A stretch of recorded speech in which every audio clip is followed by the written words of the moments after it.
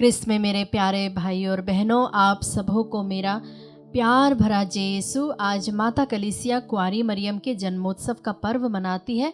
आप सबों को कुंवारी मरियम के जन्मोत्सव की हार्दिक शुभकामनाएं। Happy feast to all of you. प्यारे मित्रों, आज के मनन चिंतन के लिए आप मेरे साथ खोलिए सन्मति का सुसमाचार अध्याय 1 पद संख्याएं 1 से 16 और 18 से 23 तक। मैं फिर से दोहराती हूँ, सन्मति का सुसमाचार अध्याय 1 पद संख्याएं 1 से 16 और 18 से 23। इसमें जो पहला भाग है वह मसीह के वंशावली के बारे में है। हम उस वंशावली के बाद के अंश को पढ़ेंगे। याकूब से मरियम का पति यूसुफ और मरियम से ईसा उत्पन्न हुए जो मसीह कहलाते हैं। ईसा मसीह का जन्म इस प्रकार हुआ। उनकी माता मरियम की मंगनी यूसुफ से हुई थी, परंतु ऐसा हुआ कि उनके एक साथ रहने के पहले ही मरियम पवित्र आत्मा से गर्भवती हो गई। उसका पति यूसुफ चुपके से उसका परित्याग करने की सोच रहा था, क्योंकि वह धर्मी था और मरियम को बदनाम नहीं करना चाहता था।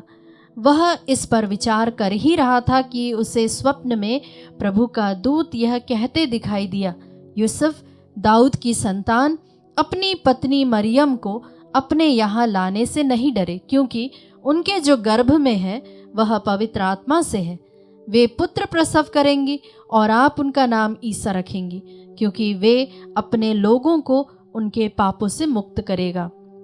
यह सब इसीलिए हुआ कि नबी के मुख से प्रभु ने जो कहा था वह पूरा हो जाए। देखो, एक कुंवारी गर्भवती होगी और पुत्र प्रसव करेगी और उसका नाम इम्मानुएल रखा जाएगा, जिसका अर्थ है ईश्वर हमारे साथ है। यह प्रभु का पवित्र सुसमाचार है।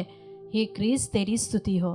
प्यारे विश्वासियों, संत मती का सुसमाचार अध्याय 1 पद संख्याएं 1 से 16 और 18 से 23 हमने अभी अभी सुना, जो हमें दर्शाता है कि कैसे ईश्वर ने उनके जैसे एक साधारण और महत्वहीन व्यक्ति के माध्यम से महान कार्य किया। एक साधारण पात्र, ईश्वर का असाधारण कार्य।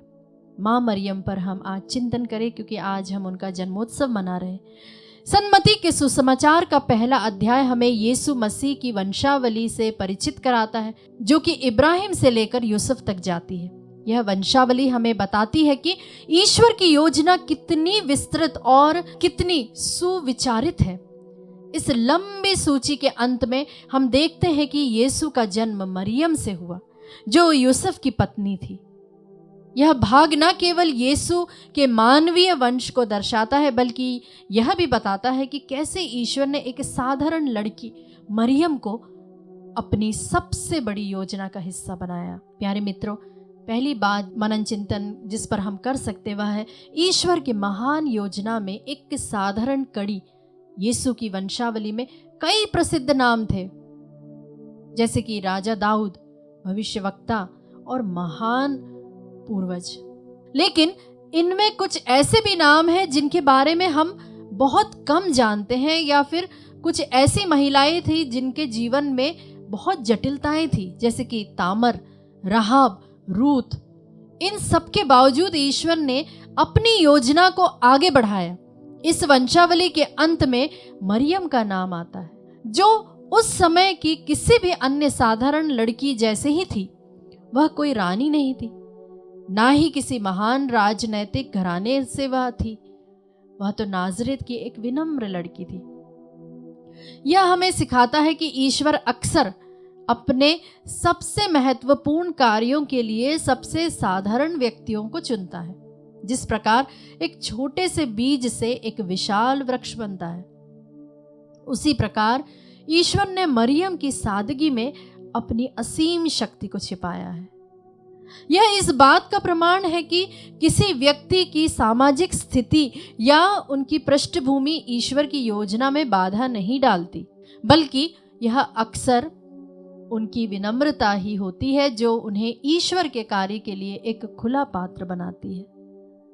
दूसरी बात जो हम मनन चिंतन कर सकते वह है यूसुफ के माध्यम से ईश्वर का हस्तक्षेप। एक मुश्किल स्थिति में समाधान। जब मरियम गर्भवती पाई गई, जबकि उनकी अभी यूसुफ के साथ शादी भी नहीं हुई थी, तो यह एक नाजुक और सामाजिक रूप से कठिन स्थिति थी।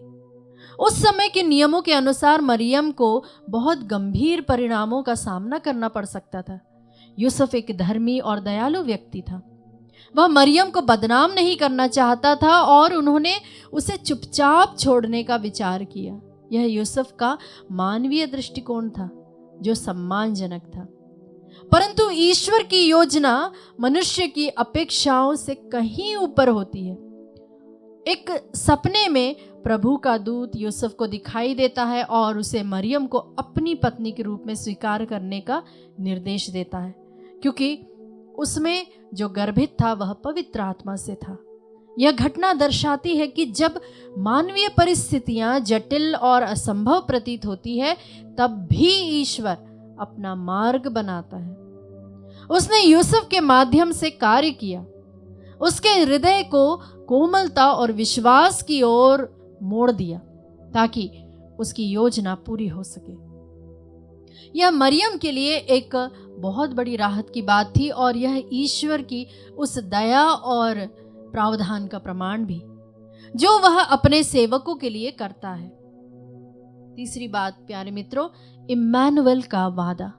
ईश्वर की उपस्थिति का प्रतीक स्वर्गदूत ने निर्देश दिया कि बच्चे का नाम यीशु रखा जाए, क्योंकि वह अपने लोगों को पापों से बचाएगा। और एक भविष्यवाणी का हवाला देते हुए यह भी कहा गया कि उसका नाम इम्मानुएल होगा, जिसका अर्थ है ईश्वर हमारे साथ है। यह नाम मरियम के माध्यम से उत्पन्न हुए उस बच्चे के अस्तित्व का सार है। यह केवल एक बच्चा नहीं था, वह स्वयं ईश्वर की उपस्थिति का प्रतीक था, बल्कि वह स्वयं ईश्वर था। मरियम के जीवन से हमें यह सीखने को मिलता है कि ईश्वर साधारण व्यक्तियों के माध्यम से सबसे असाधारण वायदों को पूरा करता है।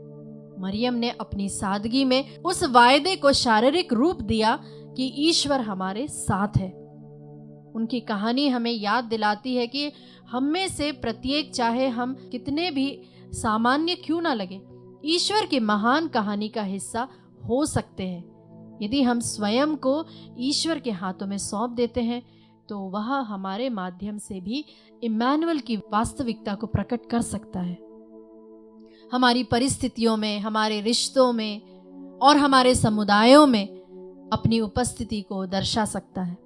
आइए प्यारे विश्वासियों, हम अपने आप को, अपने सारे रिश्तों को, अपने समुदाय को इस वक्त प्रभु के हाथों में समर्पित करें। ईश्वर से हम प्रार्थना करें, हे दयालु परमेश्वर, हम आपकी अद्भुत योजना और आपके साधारण पात्रों को चुनने के तरीके के लिए धन्यवाद देते हैं। हमारी विनम्रता में भी हमें आपके महान कार्य के लिए तैयार करें और हमें यह जानने में मदद करें कि आप सदा हमारे साथ हैं। आमीन।